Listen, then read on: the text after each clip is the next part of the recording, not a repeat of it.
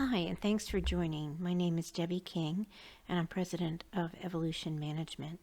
Today I'm sharing part of a training I presented for NCMA Atlanta on February 26. We're going to be focusing on 5 tips for improving organizational effectiveness in your business.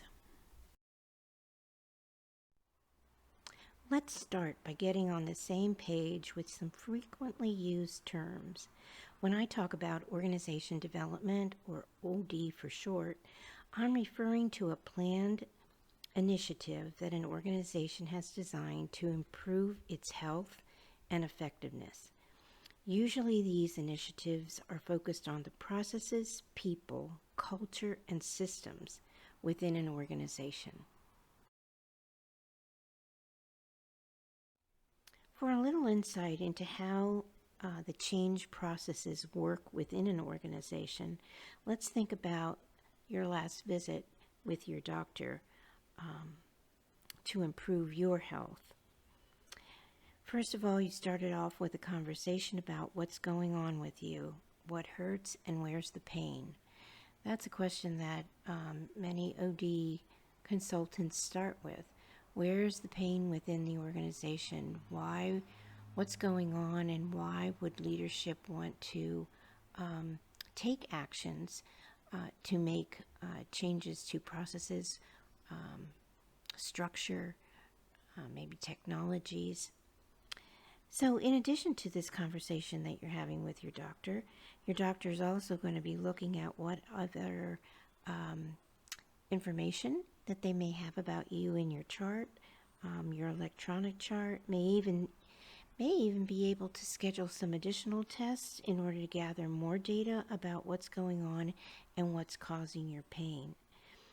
Certainly then, analyzing that information and armed with test results, your doctor may even want to consult with some additional medical specialists in order to chart a path for improving your health. And once all those steps have been taken care of and the analysis has been done, your doctor will again speak with you about recommendations for moving forward, which may include actions for behavioral change, like maybe you should be exercising more. Most likely, your doctor will also ask you to follow up in a few weeks to see if whatever prescribed actions are actually helping to bring about the changes that you were seeking. When leaders feel pain and observe problems in their organization, their review will follow basically the same process as you going to the doctor. One more piece of background before we get to the 5 tips for improving excellence.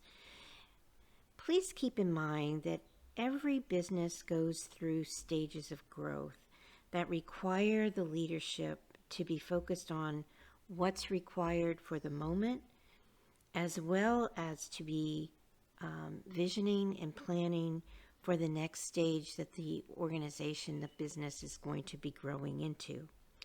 The pace at which your organization progresses through these stages is going to be influenced by many factors. But as your organization grows and develops, be aware of where you are with the systems and structures you're going to be needing for success. So as you look at this particular slide, you see that there are 5 stages of growth, and I think that most researchers and OD consultants would agree there's 5 stages. They may call them by different names, but for our purposes, we'll look at existence, survival, success, growth, and maturity. And what you see in existence, this is when you're first starting your business, depending upon what kind of business it is. It may be very much that you're doing all the direct supervision of who's working for you. You may not even have any formal systems in place. You're, getting started, and people are wearing many hats, and you're trying to make sure that things aren't falling through the cracks because you want to survive, and that's the second stage. And once you are over that hump and into survival, you're starting to have some minimal systems. You've got some processes and procedures in place. Maybe even at this time you have hired somebody else to do some of the supervising, and you're just supervising one person or two people. You probably have a payroll system. You may even be starting to think about other human resource processes that you need for hiring and developing and maintaining your staff. And then you move into success. Your company is doing well, you're winning contracts, your clients and your customers are happy. You're probably doing more delegation. You've got some basic systems now getting formalized, and you might have a structure. People reporting, a diagram showing people reporting to who they need to take their supervision from, and providing a visual for your employees to be able to know how do all the pieces fit together. And as that success continues, you then move into that growth stage. And in this stage, your structure may be starting to look like you have different departments or different divisions. You may be structured by location or maybe product line or the services you provide. You're starting to really mature with your systems and bringing in perhaps some additional technologies. You're building your team and training them, and you are growing in your market and your products and really looking for how can you stretch that and expand that into other places. And as that growth continues, you then will come to maturity. And at this point, this may be an opportunity for you to continue to grow your business by acquiring another organization or merging with someone. Or maybe this is also an opportunity to reinvent what's my company all about. So as we look at these 5 tips, I want you to be thinking about where are you today with these particular stages of growth for your business, and where do you anticipate being tomorrow? So our first tip is focusing on structure and leadership. And as previously mentioned, as your company is growing, your structure and who's responsible for what will be changing. Don't think that you have to wait until you have an organization of 20 or 50 people before you really articulate how you are structured and who's responsible for what.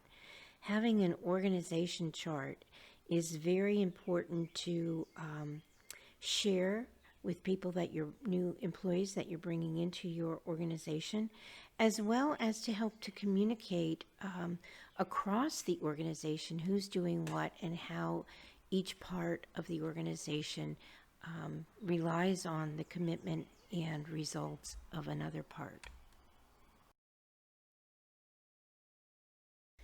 Our second tip is dealing with processes and protocols. Please remember that it's never too early to be writing down what you do as well as what does everybody else do and how does work get done. As you are hiring or outsourcing various tasks, how can you ensure the work is being accomplished the way you want it to be if you haven't provided some type of direction? As your organization grows, you can't be everywhere at the same time. So having well-written procedures will serve you well. You should plan to review them periodically to ensure that they stay current. And you can see from this slide that, there doesn't have to be a lot of narrative. You could have things in the form of checklists or forms that people fill out so that you can make sure that there is consistency in the way work is being accomplished.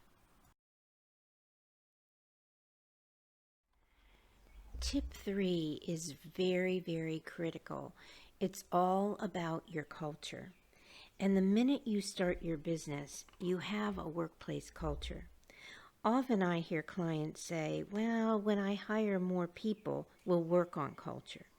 No, really the reality is you're working on culture right from the get-go. Even when it's just you working in the business, you're demonstrating the values that are important for interacting and serving your clients and your customers. Ensure you have a strong HR process as you hire additional workers so you get the right fit between how you want your values demonstrated and what those candidates' desires are, how they like to work. We often hear people talk about their staff as the most important asset to their business. This can't be taken lightly. Make sure you're clear on your values, the vision, and the behaviors you want your business to be known for. So you hire individuals that can be successful achieving those particular goals.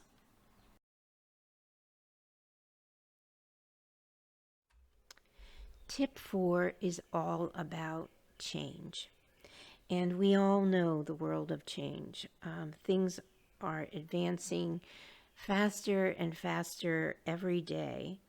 So it's really important for the business owner to have a strategy for keeping up with what's changing, not only in your industry, but also within other technologies that may impact the way you do your work, as well as what are the expectations and the changing expectations of your employees, as well as those candidates that you are going to be interviewing for future positions. Certainly with what we are learning through the pandemic, for example, virtual work arrangements are going to be more expected in the future. They are doable, but you need to have a process, you need to have procedures, you need to have an understanding of how work will be done when people aren't sitting perhaps next to each other in cubicles or in offices or on a work floor. So how are you addressing these needs? Certainly, as we think about the virtual workforce, that's a topic for another day, but definitely be thinking about, as you are moving into the virtual realm, 80% of what we're sharing is coming through our eyes. So it's really important, not that you just are doing conference calls, but think about how much better the communication is when you do it through video. But also thinking about team building and ensuring that people aren't feeling isolated. Tip 5, keep your eye on the future. Stay curious about what's coming. Be active in your associations that support your industry, and listen to and read articles not only for your industry, but also for those industries that are different from what you usually engage in and read and listen to, maybe even conferences that you might attend.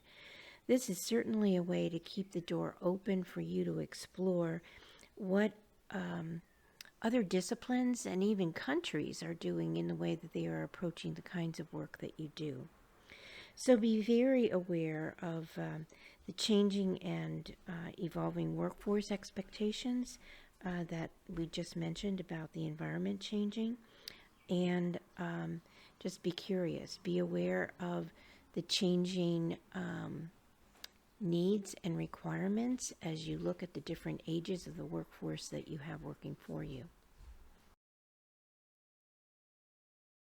Thank you so much for reviewing this presentation. I hope this brief overview has provided you with an expanded understanding of how a strategic organization development approach can help your business plan for and remedy any of those pain points that you're feeling, as well as provide you with 5 focus areas for strengthening and developing your business as it grows. I wish you continued success, and if EMI can be of assistance to you, please reach out to me. Thank you and take care.